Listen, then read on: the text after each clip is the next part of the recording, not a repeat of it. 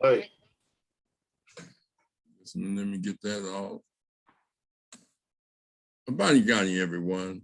This is Professor Amin Rao, along with his co-host, Joe Hembrick, in the Conscious Corner tonight.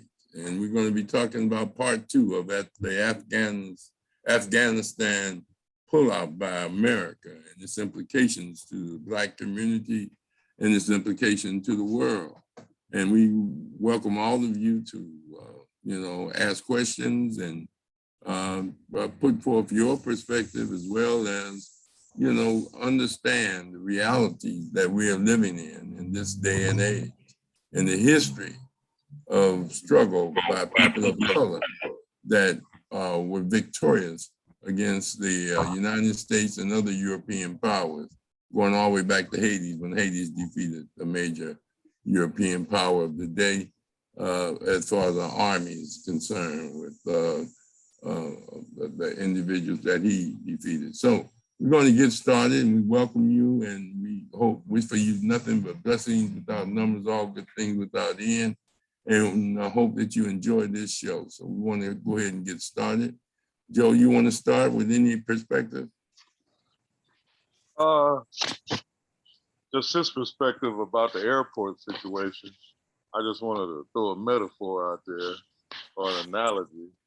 Let's just say that we, as slaves, we had taken over the plantation or that county. And then here come the house niggas trying to join in with us. What would be our perspective on them after they been the ones snitching about, rebellions and insurrections, down through the years. Just want to throw that out there. But anyway, that's just something to think about.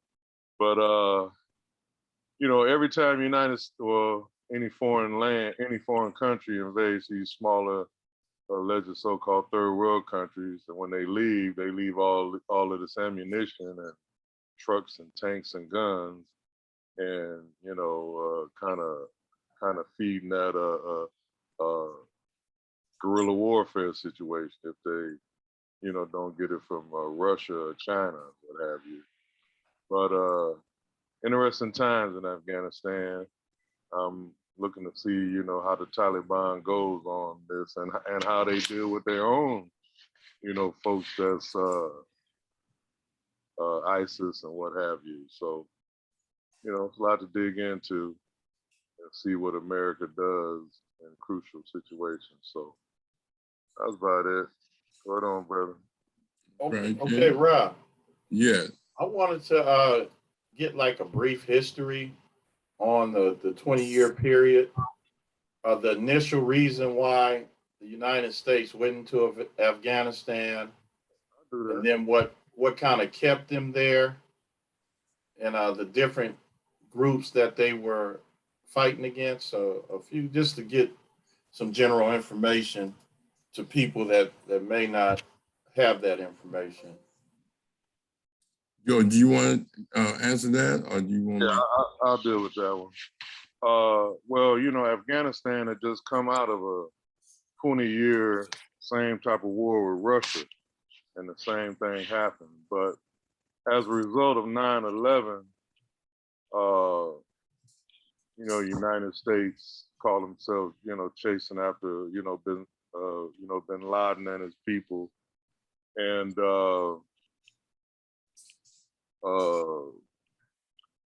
first of all, to talking about 9/11, what a lot of people don't realize, what I teach in my class, out of the 22, folks that was, that took down the Twin Towers and all of that, about 17 of them was actually from Saudi Arabia. So the question is, why didn't they go in Saudi Arabia instead of going into Iraq and whatnot? Well, at the time, if you look at the politics of the time, the king and prince of Saudi Arabia was real tight with the Bush family. They go way back. And so they had kind of money interests.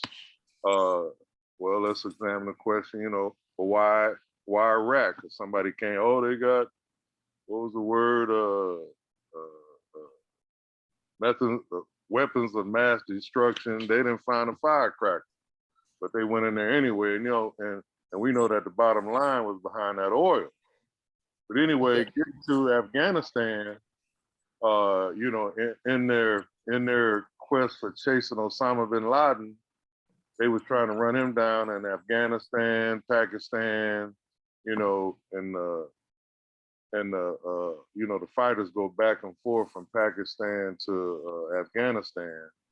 And I don't know, maybe the United States was trying to get a handle on the heroin trade. That's the major producer of heroin in the world is Afghanistan.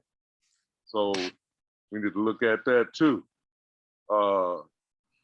You got all kind of different sects, of jihadist groups over there. You got the Taliban, you had the first ISIS, you had another group that was around, and who was that they just bought? Oh, Syria, all these different groups. But I think the main one started with the brother that was in Palestine, Yasser Arafat. And, groups just sprang up from there, calling themselves whatever because of whatever, religious ideology or not. But that's the kind of background. I remember I was in a class when I was getting my teacher credential, and we had a guy in there from Jordan. And this is the time that the stuff was going on in present day Israel, formerly known as Palestine. And this guy was talking about how the American press is so, one-sided and warped and distorted, because Americans over there bombing all kind of schools and hospitals and stuff like that. And the guy in the class was saying, you never see that on the news, you know what I mean? But whenever it's, the Palestinians, they always say that they're doing some real deadly stuff, but they never talk about the Israelis and, actually what they, schools, hospitals and whatnot. So, and also, we must consider that where does most of the foreign aid from the United States go to? It goes to Israel, about 80%. So that ought to tell you something right there. But anyway, that's a little of the historical background of the whole situation. Ra, you might want to add some more stuff to it, but that's from what I know. Good doctor, you want to add anything? No. Okay. Ernest, did you have any comments to make on the history of the struggle of Afghanistan against foreign invaders and how why America spent 20 years there? No, I don't at this point. Okay, let me just say this. Appreciate what's been said, if I understand correctly, and I like to call him Professor Hendrick. He's correct that many of those that participated in 9/11 was from Saudi Arabia. Even bin Laden was from Saudi Arabia, and they put a $20 million reward on him, and through their intelligence, they found out that a lot of the leaders in Saudi Arabia, and not just bin Laden, had fled to Afghanistan. As a matter of fact, that's where bin Laden was killed, in Kabul, Afghanistan. That's when he was assassinated during the Obama. But they went there allegedly after 9/11, as Professor Hendrick said, to go after those that were responsible for 9/11 and to take the offense against what they call terrorist groups that were in Afghanistan, they said. And so therefore they had that. Then after they were there and they had dismantled a lot of ISIS and a lot of, what's another group, I'll get their name in a minute, killed a lot of their leaders and stuff. Then they came back and said they was going to do what no other country, going all the way back, almost in ancient history, that tried to conquer Afghanistan, because Afghanistan was Buddhist before they became Muslims. And then they were conquered by, well, they was influenced by Muslims. They were never conquered. But there were other countries, and Russia and France, all of them tried to go after, as Joe said, the minerals and resources in Afghanistan, and try to what they try to do is build a new country, just like what they do on a small scale here, try to put in the leaders they want, politically, economically, and in our communities. And one of the biggest arguments we used to have in the 60s is that they would choose the leadership and things of this nature. But getting back to Afghanistan, so there was that history is very important, that no country was able, from ancient history all the way up to America, to conquer the Afghanistan freedom fighters. And, you know, it was before ISIS and before the Iranian support systems and all of that, because their people was very, very rural. They had rural areas in the hills and rough terrain.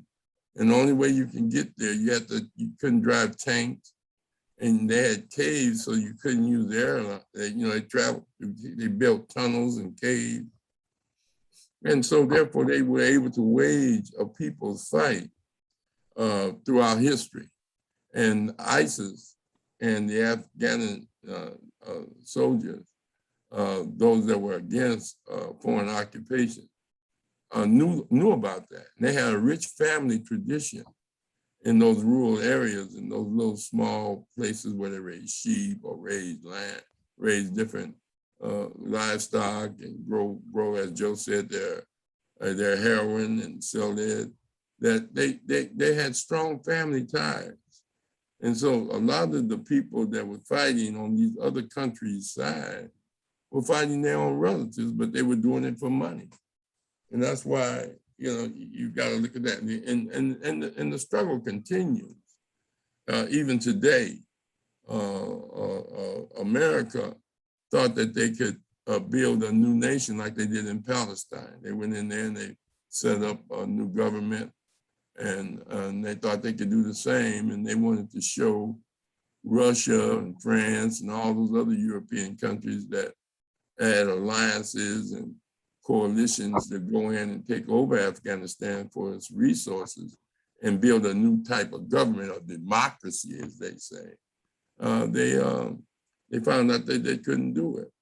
And so the history of the Afghanistan people is that they're rich in tradition of struggle.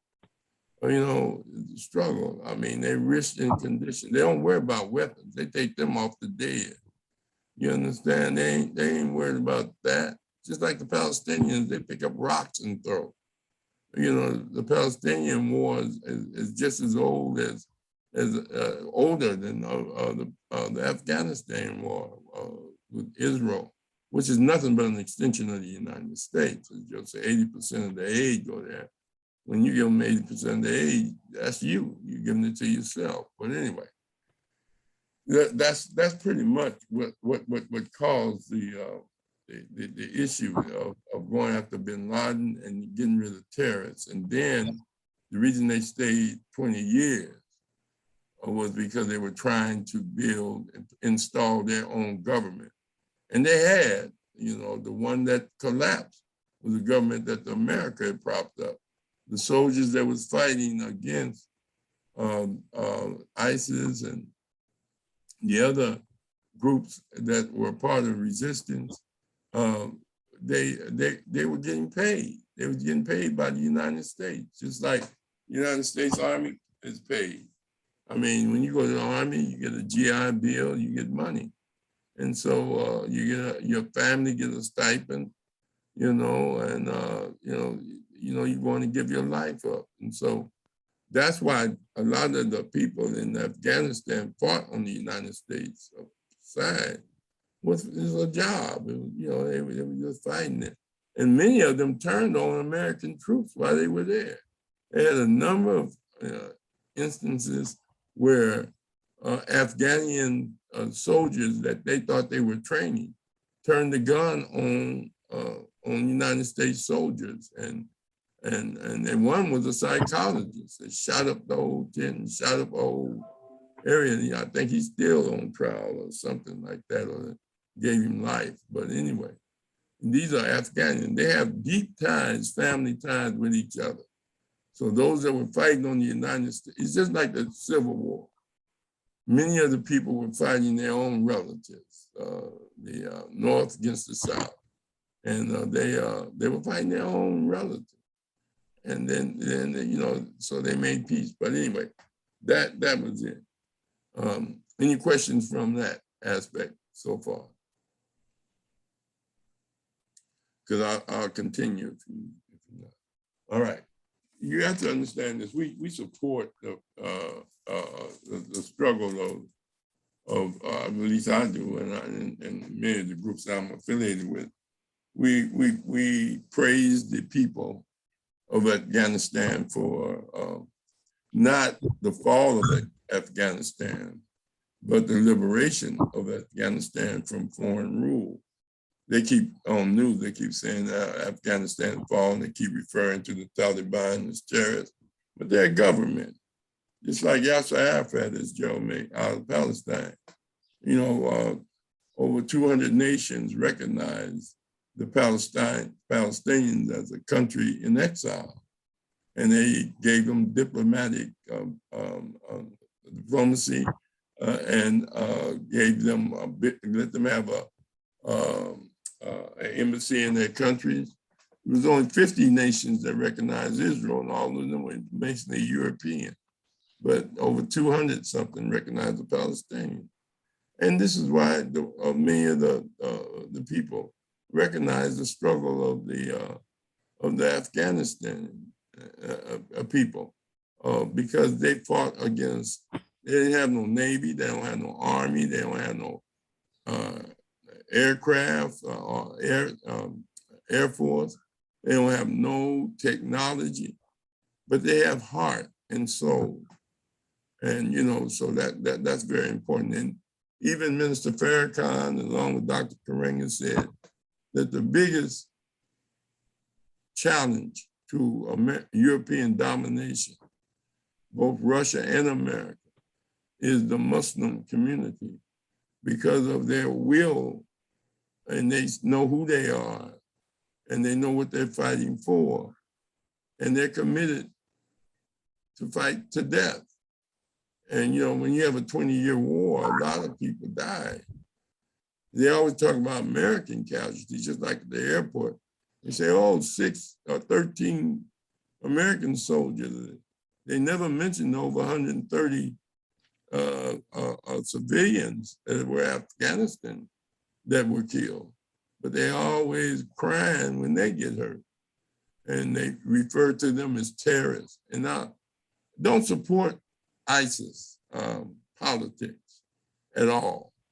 We support the people of Afghanistan, but we don't ISIS unless they really follow through with what they say they're gonna do. But they're very rough, beheading people, raping and killing children, and you know, car bombing places where women were, and schools and kids. You have to be against that. Any indiscriminate violence, you have to be against. And I'm against that personally, as well as the organizations I'm affiliated with. We're against that, but we do support the Afghanistan people right to be free and to choose their government. And now you're dealing with the fact that the first pullout was not Biden, it was Trump. And he met with the Taliban, but he didn't invite the Afghanistan government that was put in because he wanted to just deal with the Taliban. And that's when he set a date that was earlier than Biden for them to get out. Matter of fact, they started withdrawing soldiers then. Makes sense. And you couldn't find a peep from a Republican when he was doing all of that.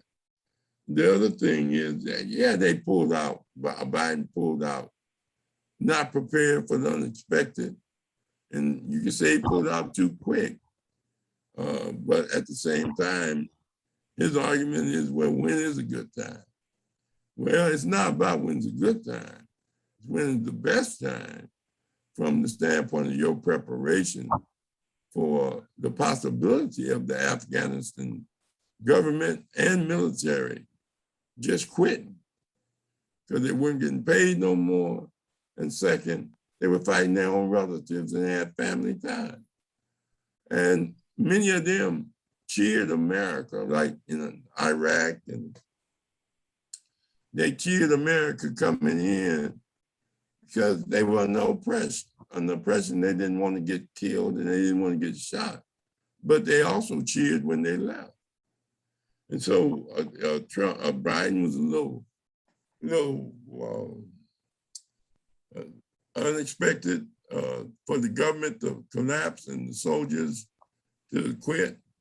And so it created a situation at the airport of a mass exodus of people that had been wanting to get out, period, and people that want to get out because of the Taliban, and people that want to get out because their families had worked, that family members that worked with America to against the struggle for liberation and the freedom fighters of Afghanistan. You can call them Taliban, you can call them ISIS-X, you can call them ISIS, period, you can call them. And a lot of that conflict is Euro-American, Europeans and Americans creating a civil war and an intergroup conflict by giving them money and guns to fight each other. And they're going to continue to do that. But the Trump deal, you have to look at. The second thing is, we're against how the Taliban use Islam in a wicked and vicious way. I worked close with the Nation of Islam. I helped with the second Million Man March. I was flown to Washington, Minister Farrakhan, and we changed it from a covenant. He was going to call it a covenant to the Million Man More.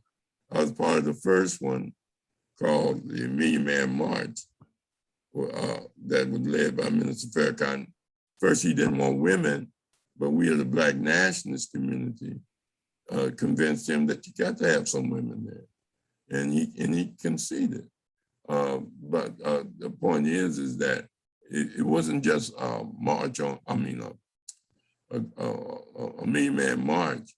It was also a day of absence, which I was part of the coordinators of at the African American Culture Center. And we had organizations in numerous cities that had study groups and organizing groups for the day of absence. People weren't supposed to work or go to school on that date. But anyway, the second one was the covenant, and we changed it to the Million Man More. Bishop Stallings of the Catholic Church, who started the Church of Imani, was there, along with Danny Bakewell, Minister Tony, Muhammad Ali, and was at the Dorothy Height new building that they have right on the edge of Washington, D.C., across from the White House, called the Dorothy Height building. Barbara Skinner, whose husband was Bishop Skinner, who had passed, made it good, he brought the world last forever. A lot of civil rights groups were there, and a lot of nationalist groups were there. But anyway, getting back to Afghanistan, it's the same struggle against them like I said, we're against them saying they're Muslim and using medieval perspectives to punish people, to abuse women. Women should be just locked, at home, don't go to school, can't drive. And men, but in Islam, it's sexist anyway. Part of it. Women sit on one side, men on the other side, and go in the mosque. And they have a different perspective of things. But, you know, you have to respect their religious right, you know, and so anyway, but we're against them abusing Islam, just like we're against Christians that abuse Christianity. We got the evangelists that voted for Trump. We got the Christian movement, but you know, then there are positive aspects of Islam. Look what happened in the Iranian war with the Shah of Iran when Ayatollah Khomeini took over. He was in exile and he came back a hero and led the country. And America kept saying, we're going to get you, we're going to get you. He said, well, I'm going to go to sleep, but wake me up when you're coming. You know? That was his attitude. But going back to that, but anyway, so we had that. We were against them using Islam in the way that they use Islam. And they say they changed. And the reason they changed, saying they changed, they need the money and the resources to rebuild their country. And in order to get that, there's people putting pressure on them not to do what they were doing prior to the 20-year struggle with regards to the abuse of women. And then you have to deal with the you know, like I said, the Afghanistan people. And you have to recognize the beauty of them as a people. And China and Russia is over there negotiating right now, and they negotiating with the Afghanistan because they say, we don't care how you treat anybody. We just want to trade and get something and things of this nature. So that's the struggle that the Afghanistan people are dealing with. You know, this September 11th is coming up next in a couple of weeks, and there's going to be celebrations everywhere and recognitions everywhere.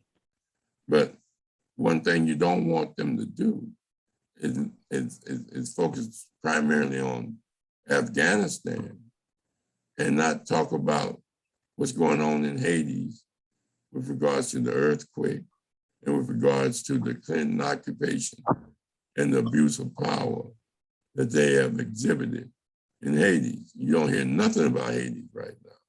But that's our job and our responsibility to press our leaders to focus on our issues as well as Afghanistan. Know that Afghanistan suppressed the struggle of Haiti and the struggle of African people worldwide. All right, any questions? Aziza, what about you?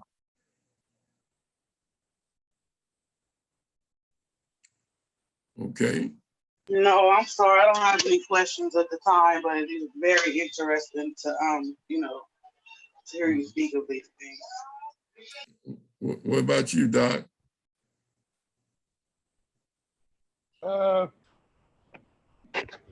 It's kind of interesting. Like I said, I don't follow too much of military stuff here, but you know, since this happened, it just started having me research some stuff. And to my understanding, you know, we're Afghanistan, Syria, and Iraq. That's where, you know, we're doing a little fighting. But my understanding, we are in at least 140 other countries with our troops. Can you explain why we are occupying 140 other countries with our troops here? Can you just briefly explain that to me? Yeah. What's the reason? Well, because there's competition between European powers. It goes all the way back to the colonial, Brother Hembrick can tell you about the partitioning of Africa by Europeans at the Berlin Conference. And then that's why you look at a map and you see what European countries said they would take what parts of Africa. This has been the mentality of the European nations and people, some of them, to dominate and deprivate and devastate people for resources, world resources, and for diamonds, gold, oil. You hear about blood diamonds in Liberia and um, um, Sierra Leone. You hear about oil and rich minerals that keep this country going. And the corporations send missionaries, churches over there to try to bring religion to the people. Then they send mercenaries, and then they send Marines. And in Judge Higginbotham's book, In the Matter of Color, he said the number one thing to any conqueror want to do is establish his law on the land. And that's what happened to this country. You can't just look at Afghanistan. This country is the country that belongs to the Native Americans. They come out, they talking about they got kicked out their own country for being wild, and they came here and they called themselves explorers and looking for a new way of life and killing the life that was here. Killed the bison, killed the Native American, over 7 million of them, and enslaved them, put them on reservations, signed 250 peace treaties, and America broke every one. The Trail of Tears, marching them from place to place. You do the same thing in Israel. Israel first said that God promised them land in Africa, but all the Europeans had already carved up Africa. And that's why they went to Palestine, according to John Henry Clark in his book, and in his history, a narrative of it. That's how they got over in Palestine. And they didn't fight their way into America. They didn't fight their way into Palestine. They didn't fight their way into Africa. They came as guests. They came as guests. The people welcomed them. They didn't know what they were up to, but as a part of the rich and the powerful to be richer and more powerful. And so exploitation and oppression is a part of that recipe. Savagery. You know how savagery you had to be to have a mind to enslave people for 400 years? How many judges, congressmen were there? How many Supreme Courts were there? It don't even make sense. Experimenting on people, raping, having breeding forms, taking a Native American, cutting their hair, scalping them. Dropping the 3 bombs on Japan, not on the soldiers, on the capital, and said, well, we dropped notes telling them to get out. Where they gonna go with a nuclear bomb? And they're still suffering from it.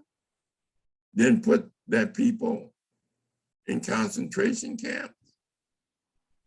Now, listen, we as Africans in America have to always recognize that we have to struggle not just for ourselves, but for world morality and ethics, or vision of the world that we want to see. There's no reason for no people to be starting. Look what they're doing with the vaccine. Won't even let other countries get the license so that they can make it, and the recipes and the formulas and the material. A global dynamic. So, you have to look at the nature of a people that would do that. Look at somebody drowning and you have a life jacket. Instead of throwing it to the people that's drowning, you throw the life jacket to the people that ain't even in the water. Say you need it more than them. And that's what they mean when they do what they do. So it all depends on how you look at it. Listen, we have veterans that love America. They fought for America. They have veteran centers in Black community. They go to Washington. There are different reasons why Black people join the service. Some, their parents make them when they're young. Some, they think it's going to make a man out of them. And some go for education in school.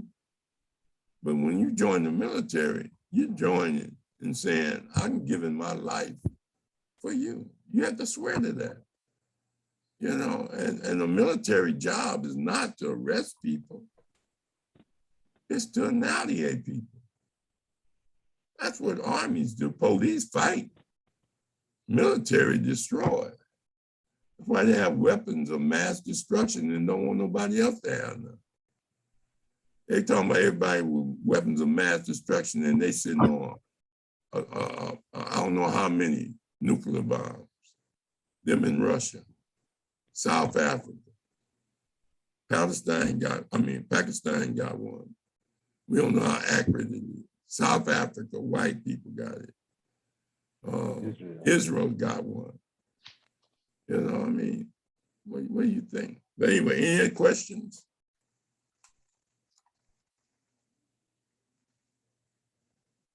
Yo, you want to add anything? Just a couple of minor points that kind of escape me right now. I should have wrote them down. You need to why don't you drink a glass of water right quick, Professor Watson? I will. But, you know, around the turn of the 15th, 16th centuries, when Europeans decided that if anybody was going to rule the world, it was going to be one of them. And, you know, when they carved up Africa, you know, back in the corporations, they come in, and it was one important thing, like in the Congo, Brother Rod, that you didn't mention, I'm gonna mention it now, is about the rubber. For these Nike tennis shoes and all that old stuff, tires for cars, you name it, a lot of this stuff from the Congo. And the Congo was occupied by Belgium. And they were massacring, you know, Congolese people down there over the resource of rubber.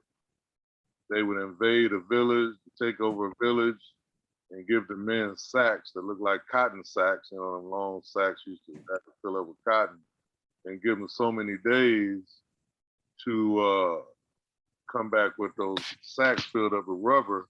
If they failed to meet the deadline, the Belgian military would cut their women and children's hands off, feet off, women breasts off, and they massacred up to about 10 million people in the Congo.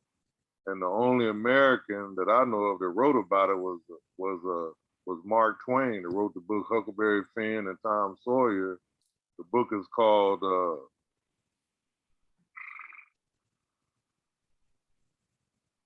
it escapes me. I know you was going there, but it was a book by Mark Twain. It'll come to me in a minute that he wrote about that. And then also, you know, the Holocaust before the Jewish Holocaust, you know, before the German Jewish Holocaust in Germany, 50 years before that, you know, the Germans was doing it to the people off the west coast of Africa on an island called a Shark Island. So they were running these experiments trying to see how they can get melanin and whatnot in, you know, into their body. You know, with that pale skin, it's hard for them to survive on the interior of Africa. And they know melanin is very important. We don't know it, but they know it. And that's what they were experimenting on at that time, trying to see how they could get that in, you know, into their bodies.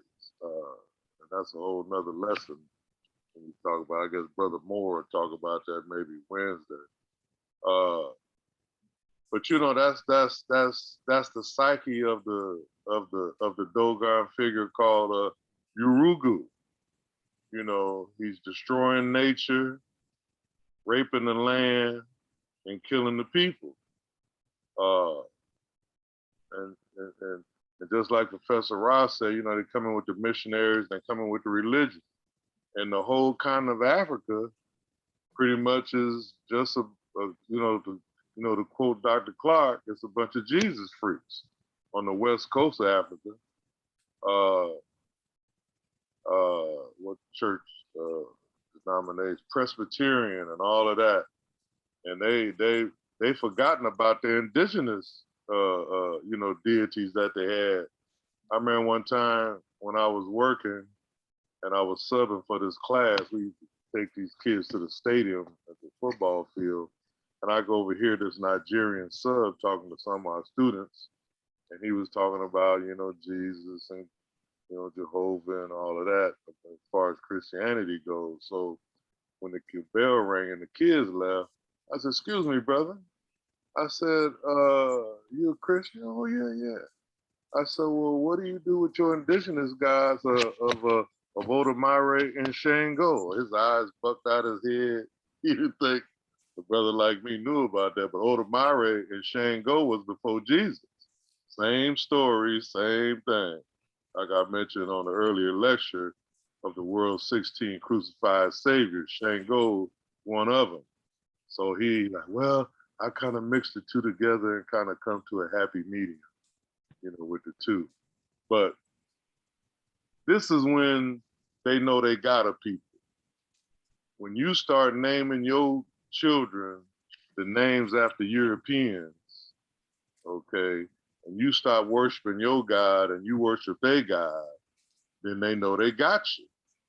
They don't have to build no jails for you no more. You'll walk through the back door, as some scholars have said in the past. So that's why I'm a big promoter of know thyself, and the fact that I don't suffer from the illusion of inclusion.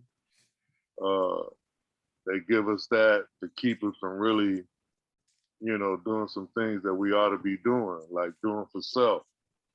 And I understand about the humanity in the world and all of that, but you know, we have enough to deal with our own selves. I know a few of us, you know, doing pretty decent. If you look at the, you know, the masses of, well, I'll say the majority of Black people around the world, and you know, we got to use that as a balancing thing on the balance thing, like what's happening there. And you know, the European just wants to dominate, he wants to rule. And another thing, he knows that his sperm bank is not what it needs to be. And as long as we keep multiplying and he can't, you know, what's going to happen to him, you know, down the line. So that's why they tripping so much in America right now with this voter restriction and all that old kind of stuff. They see in 20, 30 years, you know, they're going to, you know, they have to be a minority right here in America, which, like Brother Ross said, they took from the red man in the first place. So that's just his nature. And I mentioned this book earlier, you know, The Iceman's Inheritance and the Psyche of the European. And that's just the way he is. But when you grow up in an ice box for millions of years, and you come out and you're hungry and you're trying to get warm, and you know, you was beating your woman over the head when you was in that cave, and brought that out to those societies that you ended up taking over. So, and let me just say this: with the Me Too movement finally waking up in America, and you see what the Taliban and these ISIS groups are doing to women around in their areas, that gets a lot of strong support from America because of what these Afghani and other women around the world are going through. And all those major religions kind of kick their woman to the curb, Christianity included, Hebrewism and Islam. So, and I mentioned in the earlier lecture how, you know, women were kind of like in charge in those millions and millions of years ago. And when these religions sprang up, that's when it switched from a matrilineal society into a patrilineal society. So there it is. All right, back to you, Professor. All right, anybody else have any comments? What about you, Ernest? You know, you were talking about the Afghanistan people earlier. You know, can you explain the Sharia law? Well, it's a strict Muslim law, the Sharia. There are a number of versions of it, but the Afghanistans take it to literally. You know, when you read something, you know, that you can behead people. If you steal, you cut the person's hand off. If they lie, you cut their tongue out. If they, you know, the women are not to work, not to be anything other than really just a person to have. In some Islam, you can't even, a woman can't even get a divorce. The man can get a divorce, but the women can't. The women just bear children and stay at home, and they have no role in government, no role in politics, no role in education. They can't have no leadership role according to Sharia law. The Afghanistan people say they're not going to do that for right now because they need money, and the Western world and the other nations are going to hold them to that and won't give them the money and won't give them the resources to rebuild their country. Because any government, and if that, you know, and first of all,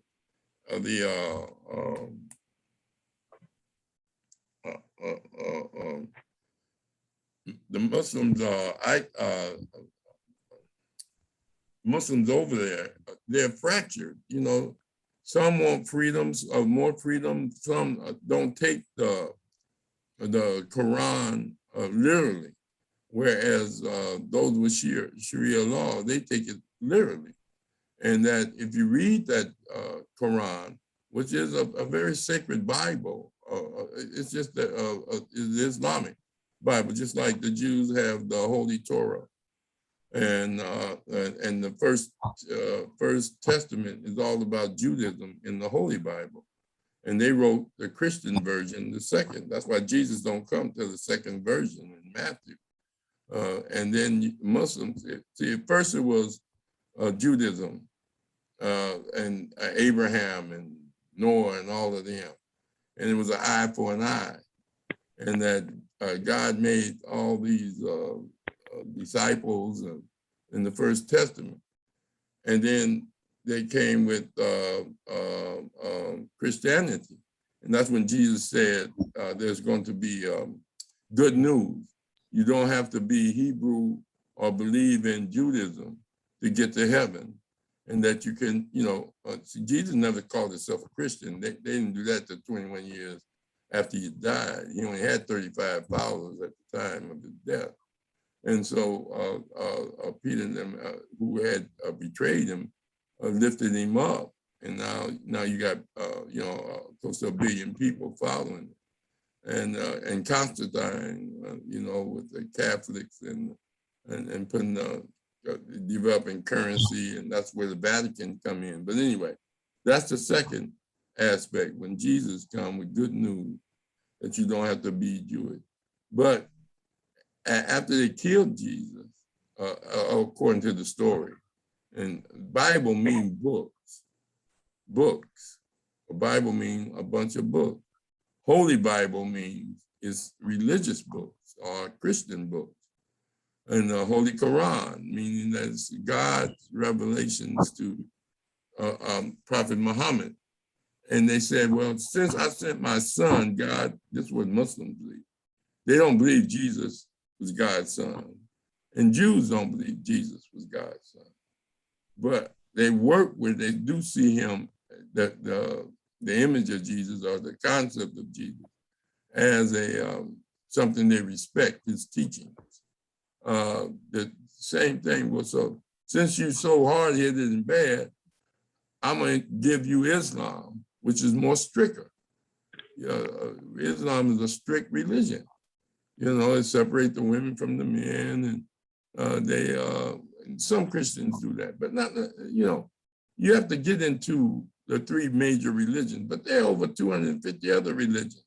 The majority of the world don't even go to church. You understand? You got, you know, you if you deal with population aspects of it, and they inflate their numbers all the time. Have a church say I got 250 members, but only 20 be active in church, and they do all that, you know. But the point is that, you know, religion are secret society. Every religion was not created by God; it was created by people. And as Dr. Ben said, God don't create people, people create gods. And you have to go back to the lunar gods, solar gods, loner gods. I taught Black religion for years, and you go all the way back to animism when Africans just believed that God was in a spiritual being, a spiritual existence, existed in every aspect of life, the trees, the plants, the animals, and everything. They called it animism. And then the European, as Joe said, invaded and imposed Christianity and Islam and enslaved people. And because what? They're secret society. They're secret society. You're not Christian unless you accept Jesus as your Lord and Savior. You're not a Muslim unless you accept Prophet Muhammad as the last messenger of God. And Allah means there's 100 attributes to Islam. And Allah encompasses all of them. That's why they name their names after Allah, but and the teachings of the Quran and their religion. But Allah means all. And then the same thing, the best knower. And then the same thing with Judaism and all of them. You know, they're secret societies. You have to accept Abraham as the father of Judaism. You know, changed his name from Abram to Abraham. I mean, a lot of them changed their name. You know, God gave what the people that was fighting him the name Israel. You know, I mean, you have to read the Bible, the Quran, and the Holy Torah, because there's billions of people that live by those books. That don't mean you believe it, but if you're gonna communicate, respect their culture, respect their power, you need to know it. You understand? And some people fight them and call them names, but you gotta remember, really organized religion can be liberating, such as what they did in Afghanistan, what they did in Iran, Islamic freedom, and what they're dealing with in Palestine. That liberation. It also can be enslavement. So, Martin Luther King led a religious movement. He started the Southern Christian Leadership Conference. He believed in brotherhood. He said, you can be rich as you want, but you're bankrupt when it comes to brotherhood. And even on his March on Washington speech, I Had a Dream, that was not his original speech. They got his notes. It was Mahalia Jackson that urged him to preach a sermon that she had heard him preach before about a dream. And that's why he bared off from his notes. It was about America writing a blank check and bankrupt, morally, and Mahalia Jackson. And Martin Luther King, daddy, him and his son went to Germany and visited Martin Luther King church and Martin Luther King, and that's when they changed their name.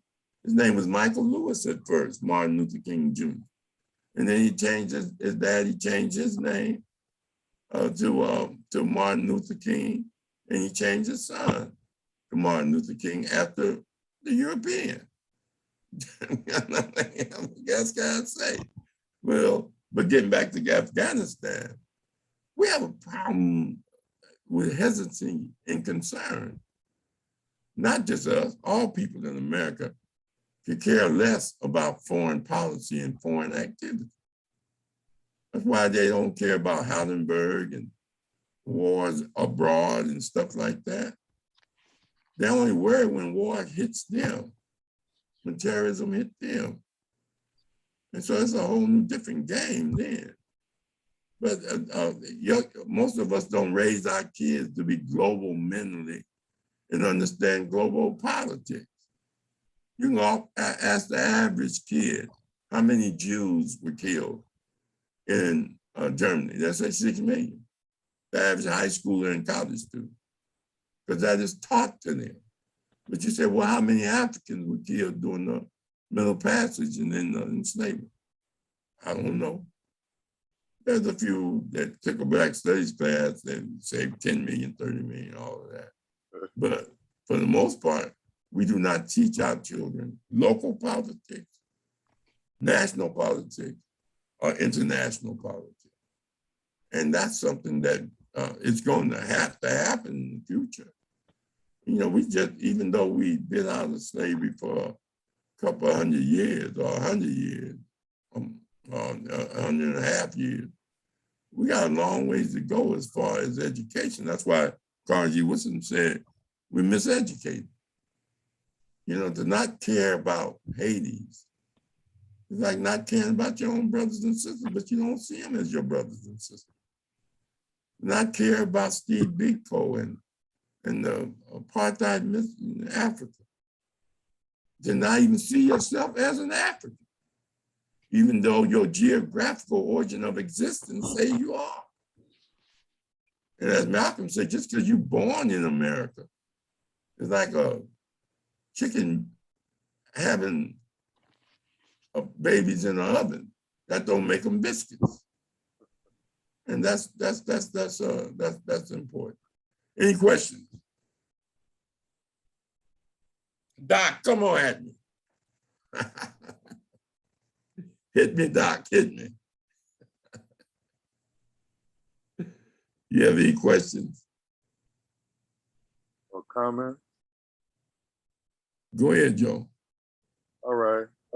And that was the kitten that Malcolm used about the biscuit, as far as not want to identify with Africa. But yeah, you know, the religion thing, like I mentioned, when it switched from matrilineal to patrilineal,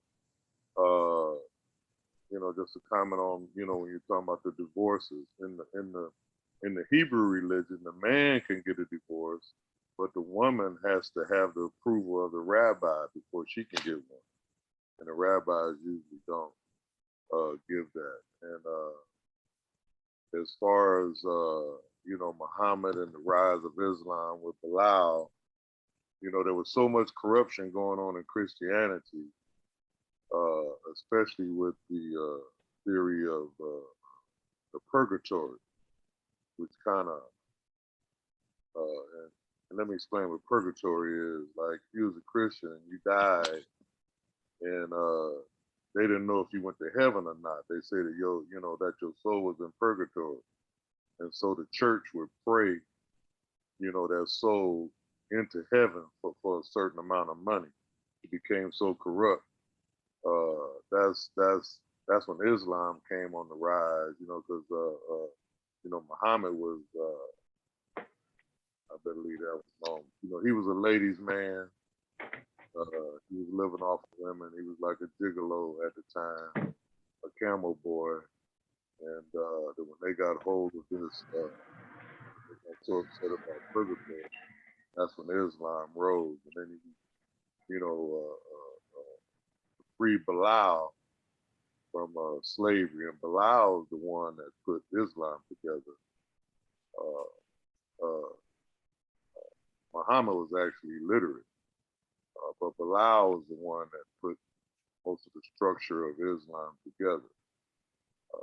But when you look at the time periods between Jesus' death and the Bible getting put together, that was like 1,000 years.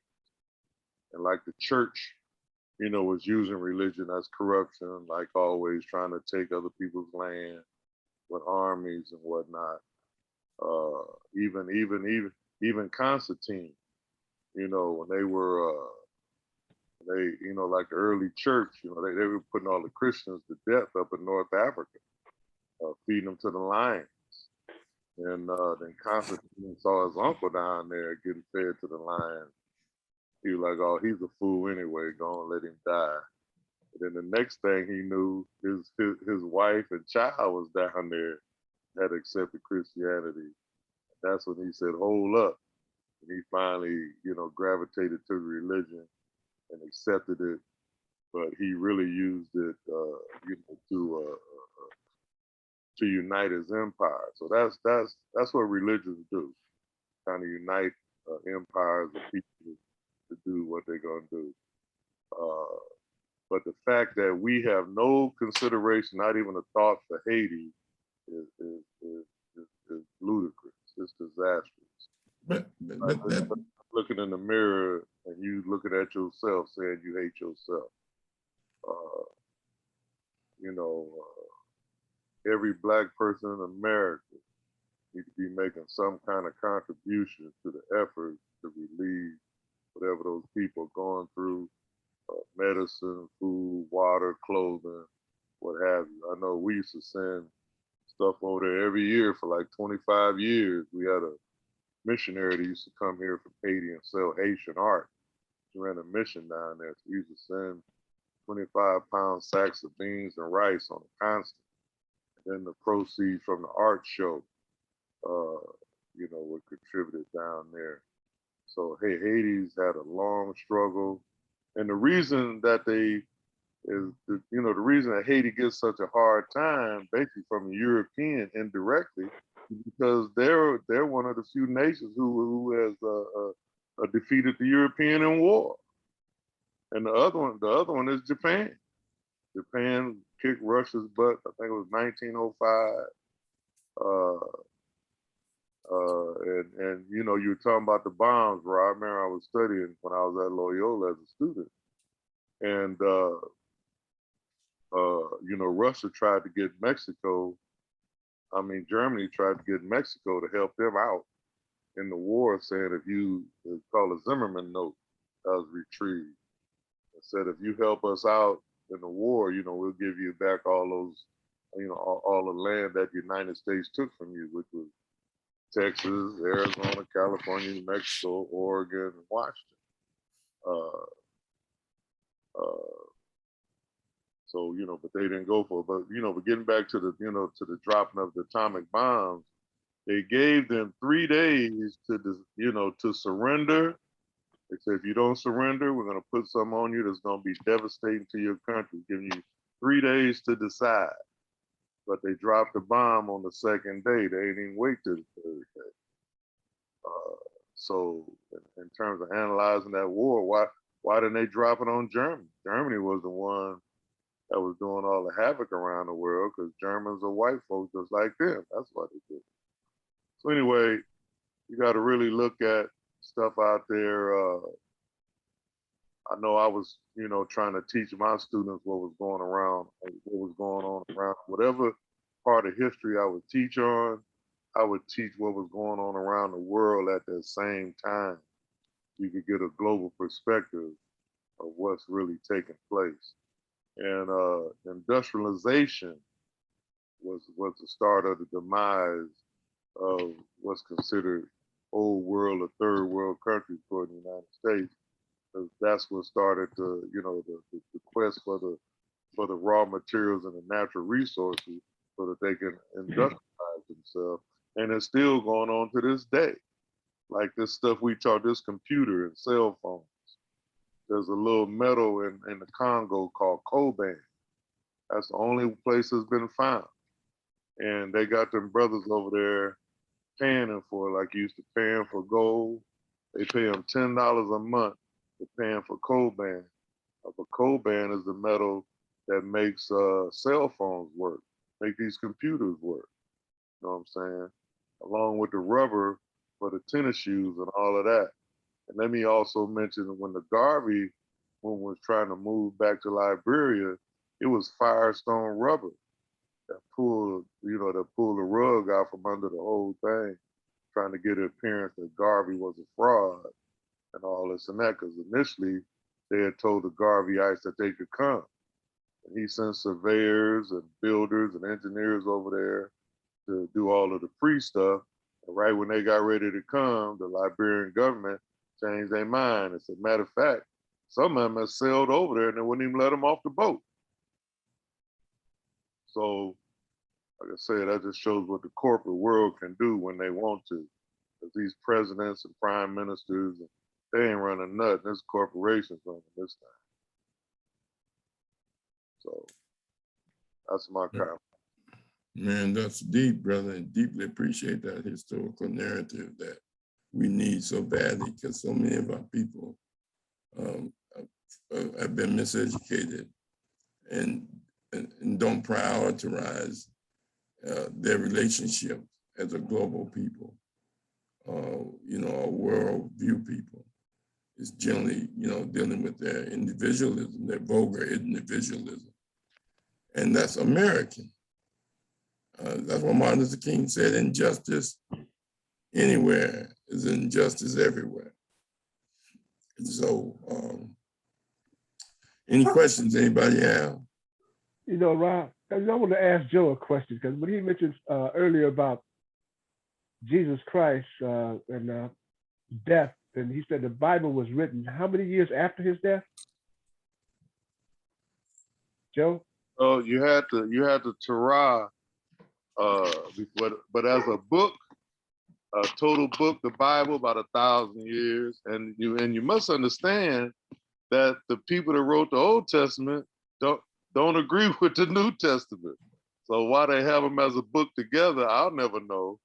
But the Jews don't believe in Jesus, that Jesus was no savior and all this and that. They don't. But it was Jewish scholars that wrote the Second Testament. And that's why Black people get circumcision. That was a Jewish tradition. Right. And so there's a lot of history to it. There are negatives and positives with religion. There's certain religions that help people be moral and ethical and principled with their hope and belief that there's an afterlife.